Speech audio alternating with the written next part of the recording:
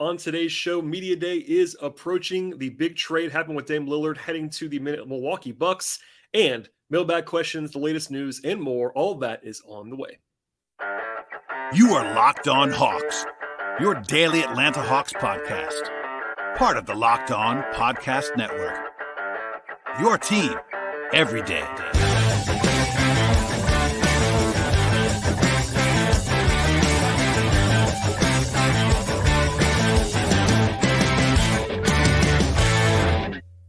Hello, friends. Welcome to episode 1558 of the Locked On Hawks podcast. I am your host, Brad Rowland, coming to you on a Wednesday evening, deep into the night into Thursday here in late September.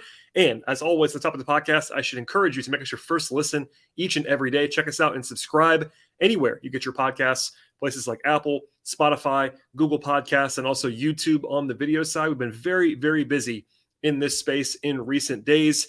Over-under podcasts with Robbie Callan. We are most of the way done with those. We'll come back to that in a second. Also, Ben Ladner joined me at the end of last week for a fun two-part discussion about the Hawks in the Eastern Conference. I did a crossover episode this week with Locked On Knicks. It is ramping up big time. And again, Monday, October 2nd is Media Day. This might be our last show until then because it's been a very busy week so far, unless there's big news. But I'll be on the scene for that on Monday. It's a 4-hour process on Monday. We'll have content after the fact, but please stay tuned for all of that. And again, it's a great time to subscribe because a lot is happening in the NBA world right now. Of course, it's not a podcast that covers the Milwaukee Bucks or the Portland Trail Blazers or the Phoenix Suns. There was a massive, massive trade earlier today on Wednesday with Dame Lillard heading to Milwaukee. Phoenix kind of retooling and turning DeAndre Ayton into multiple parts. Portland landing Jrue Holiday and DeAndre Ayton, etc. Interesting stuff there. Jrue's probably going to be redirected. I'm recording this podcast. That's not happened yet, but by the time you listen to this, that could have potentially happened. There's a lot going on there. Lots of questions about that. Number one, I did say this yesterday on the show, on the two-part episode I dropped with Robbie Callan. One of the reasons I posted both the Central and Atlantic divisions was because the Dame chatter was getting pretty loud, and I didn't want any of those to be spoiled. Obviously, the Milwaukee section of that podcast is pretty much irrelevant now with Dame coming in. So that's just keep that in mind if you're listening back. But everything else is the same as of this moment. Miami, of course, still kind of twisting in the wind, all that fun stuff. I got some questions about the Hawks side of things. Number one was basically whether the Hawks are in better shape, worse shape, or the same. It's mostly the same. I do think that the Hawks probably are in better shape for this season because at the moment, this might be controversial. I think the Hawks are better than the Heat right now in the regular season with how they are currently constructed. Of course, Miami lost Strus and Vincent. Last year, Miami was pretty underwhelming overall for 82 games. Then, of course, they got hot in the playoffs. But I could be wrong about that, to be sure. But I do kind of believe that. And, with Miami not getting Lillard kind of takes one of the sort of shiny new items away from that team. Milwaukee was already going to be ahead of Atlanta in every projection that you would ever see, including mine. So they probably get better with this trade with Dame. But anyway, long story short, mostly a wash, maybe a little bit of a help for the short term for the Hawks, although Milwaukee could be pretty scary at the very, very top of the Eastern Conference. And I got a couple questions about whether the Hawks could actually go after Jrue Holiday. Some of these are just typical good player is now available. Will my team go after him stuff?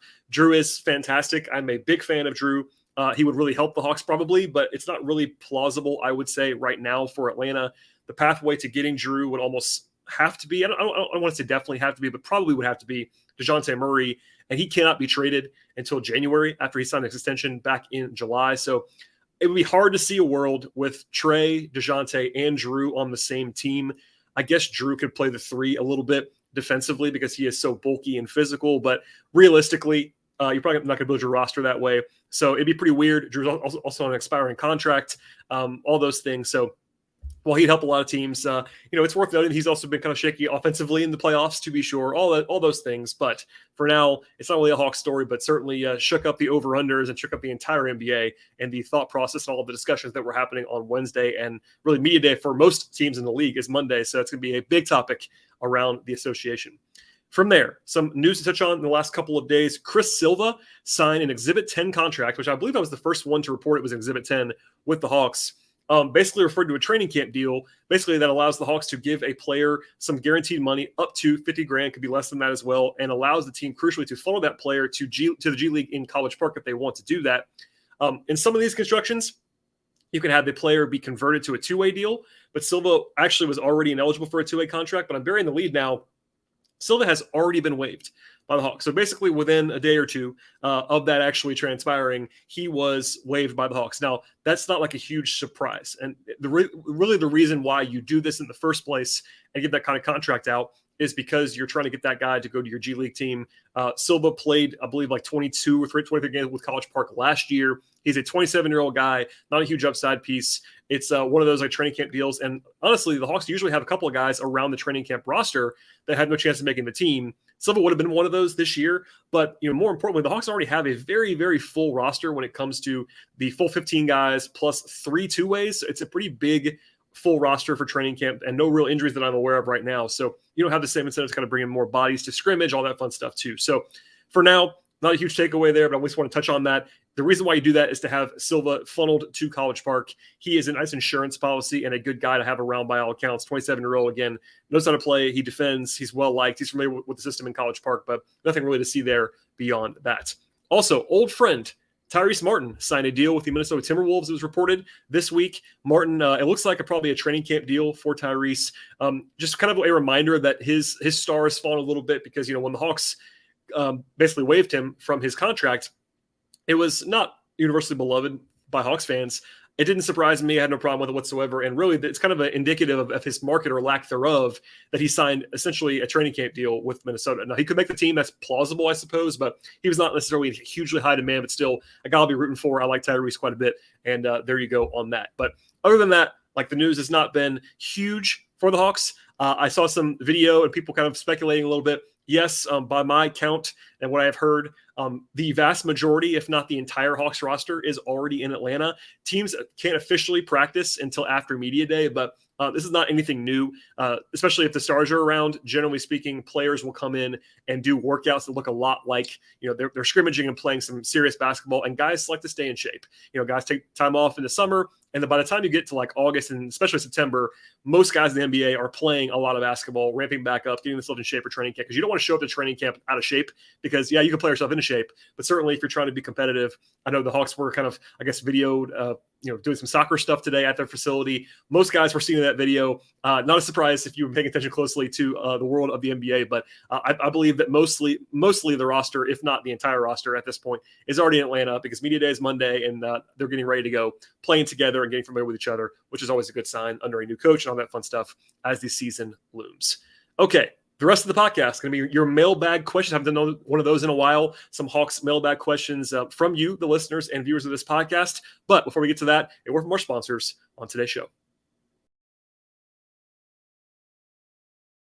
Today's show is brought to you by DoorDash. If you're like me, you actually might like the convenience of having something delivered that you actually need or want sent directly to your door. With DoorDash grocery delivery, suck up on the week or order at last-minute cravings with convenience. You've already been trusting DoorDash in the past to deliver your restaurant favorites, and now you can get grocery delivery as well, and it actually delivers for you too. With thousands of grocery stores to choose from, you can find the best in your neighborhood and also boost the local economy with each and every order. You'll get exactly what you ordered, and if you don't, DoorDash will make it right for you. Sit back and enjoy your quality groceries just like you picked them out yourselves. And if you want even more value, you can save on all your grocery and restaurant items with a $0 delivery fee on eligible orders with a Dash Pass membership. DoorDash also has easy substitution right in the app, best-in-class customer support as well, plus 50% off coming to you on your first DoorDash order up to $20 in value when you use the promo code LOCKEDONNBA at checkout. Limited time offer, terms apply. 50% off up to $20 with no minimum subtotal and $0 delivery fees on your first order when you download the DoorDash app right now in the App Store. Enter that promo code LOCKEDONNBA. One more time, and don't forget this. That promo code is LOCKEDONNBA, 50% off your first order with DoorDash. All right, and to the mailbag now. Question from Timmy, who says, what do you think about DeAndre Hunter for Buddy Hield? I saw that mentioned this week, and I didn't see if you already weighed in. So about a week ago, Sean Sharania of The Athletic reported that Hield and the Pacers have, quote, started a dialogue to work on finding a potential trade after basically reaching impasse in extension talks between the two sides. Pacers GM, I believe it's Chad Buchanan, basically confirmed that they're not talking anymore on extension stuff. He did say all the right things about keeping Buddy around and liking Buddy in Indiana and playing for him to be there. But Shams also reported that Hield is, quote, open to a trade elsewhere, quote, unquote. But from what I can gather, Hield does want a pretty prominent role this year. That he might be a free agent at the end of the year. That probably is one of the reasons why he's not talking extension in Indiana, because they have Ben Mathurin, who I think they want to be their starter long-term at the two next to Halliburton. all that fun stuff. Hield's on an expiring contract for about $19 million this year. That's a fairly reasonable price for him on an expiring. I won't do a full-on deep dive on Buddy Hield at this point, but he's 30 years old. He plays roughly at the level of a starter for me, maybe a six-man type. And honestly, he is probably one of the 10, maybe even one of the 5 or 6, 7 best shooters in the entire league when it comes to quality and quantity. He has made a career clip about 40.2% from three-point range, and he shoots at a level that, other than Steph and prime Clay, as far as of value and accuracy, he's been really, really prolific. He's an awesome shooter, and there's a ton of value with that player type. At the same time, that is the majority of his value. Not a huge bargain contract. He's a pretty bad defensive player, which makes him tough for some teams, like the Hawks in particular, with high-level playoff aspirations. And also when all indications are he wants to either start or play a prominent role, which he's good enough to do. But if you have to have that dynamic in place, it's certainly worth keeping in mind as far as context is concerned. So all that said, let's tie back to the Hawks a little bit, answer the question from Timmy. On the day of the Hield reporting, my guy Wes Morton of Peachtree Hoops dropped a trade machine screenshot on Twitter that probably helps prompt some questions from Hawks fans. Shouts to Wes. That came my way as well. Even Wes said it probably wouldn't happen, and I agree with that. But basically the prompt and the question from Timmy is that Hunter for Hield, and the Pacers were at least rumored at one point over the summer as a team that could have called on DeAndre Hunter as a potential forward option for them in the trade market. Honestly, though, to answer the question, I doubt there's anything here with this particular one-on-one swap of Hunter and Hield. Now, Hield is a flawed player. You could certainly argue, though, that he has been better than Hunter overall because Hunter has struggled in some respects. I get that for sure with how I try to lay that out and how I just kind of try to put context around Hunter. At the same time, Hunter is still, even though Hawks fans may have soured on him a little bit, is still a big part of the plan for the Hawks short term, particularly on defense, where they kind of need what he can do for this season at the 3, maybe even the 4. They don't really have a hugely overflowing roster when it comes to wing defense. Obviously, Jalen Johnson is a potential guy there. Wes Matthews for some depth, but Hunter is still probably their number 1 wing defender at this moment in time, given all the experience that he has doing that. So that's one concern. The other one would be that Hield pretty strongly overlaps with Bogdanović, and even Griffin some, but especially Bogdanović. You can't have too many shooters. I will certainly be the first to say that. But, the Hawks already have significant perimeter defensive questions with Trey, even DeJounte, with Bogey, etc. And I think that, it's not like you're going to stop playing Trey and DeJounte. So there really isn't an appropriately large role for both Hield and Bogdanović on the same team without really killing your defense. And that's before you even get to guys like Griffin or even Kobe Buffkin at some point in the near future. So on offense, Hield would be awesome. He would fit great. He'd be terrifying anytime you put either Hield or Bogey or both next to Trey. You'd have great shooting along with Saddiq Bey, etc. But the fit is kind of clunky because, of just the overlap with Bogey and the fact that Hield is a poor defender. He's not like a total disaster, but he's pretty bad in my experience. So I wouldn't be loving this transaction, even if Hield, again, could be argued to be the better player. It's an expiring contract, all that fun stuff. So overall, not a terrible idea in a vacuum. Again, Indiana will be getting younger. Hawks will arguably get the better player in some ways, but the next step down in the evaluation adds some wrinkles there that you probably don't love on defense and fit-wise. One more there, by the way, is that the Pacers seemingly wanted to kick the tires on Hunter a little bit as a potential power forward option this summer. That was before, though, they drafted Jarace Walker in the lottery and then also traded for Obi Toppin. So they have kind of filled that spot, at least in the long term. We'll see. They could use Hunter's defense probably on the wing like the Hawks could, but we'll leave it there for now. I don't absolutely hate it, but I doubt it would probably happen at this point in time. Question from Elijah, who says, random thought from a tweet that I saw making the rounds. Given the situation with Kevin Porter Jr. and his likely upcoming suspension, I am seeing Hawks fans entertain the thought of using the trade exception the Hawks have to eat his contract in return for picks from the Rockets. Is this even possible, or are Hawks fans wildly misunderstanding the situation? So I will start here very, very plainly. If Kevin Porter Jr. is guilty of what he is accused of doing, he shouldn't be in the NBA, and he probably should be in prison. That's flat out. Now, we don't know that. Innocent don't prove him guilty, all that stuff. He's accused of some pretty severe domestic violence. It's really brutal if you kind of want to dive into that. Not for the fan of heart necessarily, but it's a very bad allegation / situation there. I guess he could be not guilty of this, but all signs point to some trouble there for Kevin Porter Jr. So that's important to kind of lead with in this conversation. With that kind of out of the way and out of the front of things, there has been reporting that the Rockets, rather than trying to just cut Porter Jr. or wait for a suspension to save some money there, are trying at least to trade him in order to use that salary slot by basically bringing in a player that can help him now and paying draft capital basically to a team to just take Porter Jr. and then cut him. The premise, again, would be that a team would just take Porter Jr. in, send a player back, and then cut Porter Jr. and just take the draft competition or whatever. Porter's owed about $17 million this year. It is non-guaranteed after that, so the team could just do that. I've seen some Hawks fans talk about this and ask me about it like Elijah did. So basically, the literal answer of whether it's possible, the answer is yes. The Hawks could either trade a player for Porter Jr. And get capital for that, or like he said, they have a trade exception big enough to just take Porter Jr. in and get picks or whatever alongside of that. The players in that salary range, by the way, for the Hawks, Capella, Bogdanovich, Hunter, etc. That's the official, legal answer, technical answer with regard to that. Now, whether it would actually happen, I am very skeptical of that. To be clear, no one has told me that the Hawks would just never do this. But I don't think it would be a team sort of something that they want to do, from what I understand around the Hawks. The PR hit there is bad for any team trying to trade for him. And I do understand that there's a simple explanation to your fans, like, hey, we're not really taking this player on, but you still have to do a press release. You still have to be linked to trading for that player. The PR is not good there. Obviously, it wouldn't be as bad as trading for him and just not cutting him. That would be even worse. But all that said, I think the Hawks could do this, but it's not, probably the juice is not worth the squeeze for me. The PR hit is bad. The Hawks have a pretty full roster already. There's some machinations to be done there. Yeah, it would be nice to have some draft capital probably in the future, but that would also put them over the luxury tax if they were going to use the trade exception, which they're not going to do. So all that said, it's an odd conversation to say the least. Ultimately, I'm skeptical that anyone is going to trade for him because of all the baggage and all the PR and all of just the hideousness of what he's been accused of doing. But no matter what, even if the Hawks or any other team were going to do it, it would be an odd situation. So I think most teams don't want to come anywhere near this. I think the Rockets probably know that. They at least tried to trade him. But once that kind of popped up a couple of weeks ago, it's been very quiet on that front since then, because I don't think anybody is wanting to get into the mix there with Porter Jr., and that probably includes the Hawks at this point. Okay, another break here from our sponsor for today's podcast. We'll be right back with more from your mailbag questions.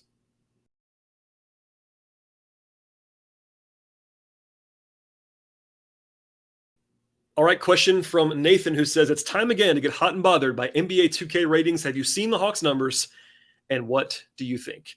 My guy Tyler Jones is going to hate this segment, and shouts to you, Tyler. I'll go quickly here because I don't really care about this either, but I know it's always a talking point around 2K ratings. Nothing incredibly insane for the Hawks here. Trey's an 89. That's like a top 25 mark in the league. That's fine. DeJounte is an 84. I saw that's like 50 or 60 in the league, something like that. That's about right. Nothing crazy there. I could nitpick who's above and below him, but it is what it is. Capella has a pretty solid ranking. He's in the probably top 80 or 90 of the league at an 82. He was left off the top of the list. That's pretty crazy. I think this is probably more appropriate. I thought it was funny, though, that he has the same rating as Malik Monk and Jordan Poole and Bobby Portis. He's better than those guys, but alas. DeAndre Hunter is an 80. That's probably too high, but nothing totally insane. My issue there is that he actually is higher than Bogdanovich, who's a 79, and Bogey is just better than Hunter at this point in time. Okongwu's an 80. That's a solid ranking for him. Could go up in the future. Saddiq Bey is a 78. Maybe if his defense is better than that, it could rise the next year. AJ and Jalen, I saw some Hawks fans mad about this, are a 76 for Griffin, 75 for Jalen. That's just young guy stuff. They're not proven yet, so we'll see. Bruno Fernando is a 74. It's actually nice to see Bruno treated like a competent backup center, which is what he actually is, despite being the third guy in Atlanta. Patty Mills is 73. Buckins is 72. Wes Matthews, 72. Garrison Matthews is a 70. That's probably too low for him. He has the same rating as Trent Forrest. I like Trent Forrest. Gary Bird is better than Trent Forrest. And then Muhammad Gay is a 69. I don't believe Seth Lundy or Miles Norris have a rating that I saw in 2K. So do with that what you will. As far as outrage is concerned, nothing is crazy here, I have to say. I've seen much, much worse with other teams this year and also with Hawks ratings in the past. So there you go on all of that. All right. Last question on what is a relatively short podcast today, because there isn't an insane amount going on in the Hawks world. And it's more of a procedural one in some respects. But I think it's interesting because I got this question quite a few times in different forms over the last few weeks. So I'm sharing it with you now. And here we go. Jerry says, first, I love the podcast and thank you for all you do. Thank you, Jerry. Second, why are all the two-part episodes and why is the podcast seemingly getting shorter? I have a long commute and I'd love to take all that I can get. So again, last question on the podcast. If you hate this topic, you can log off. I won't be offended. I appreciate you listening, of course. I do want to answer this question though, because again, I got a few questions about this in the recent past. First, I love the Locked On Podcast Network. I'm appreciative of what they've done for me. It makes life easy for me, all the graphics and hosting and all that stuff. I'm just explaining here. This is just the explanation. So the answer to the questions is basically the network has laid out that they want shorter episodes overall, which I understand. And also they're basically the Atlanta segment of Locked On has a 24-hour fast streaming network and streaming channel.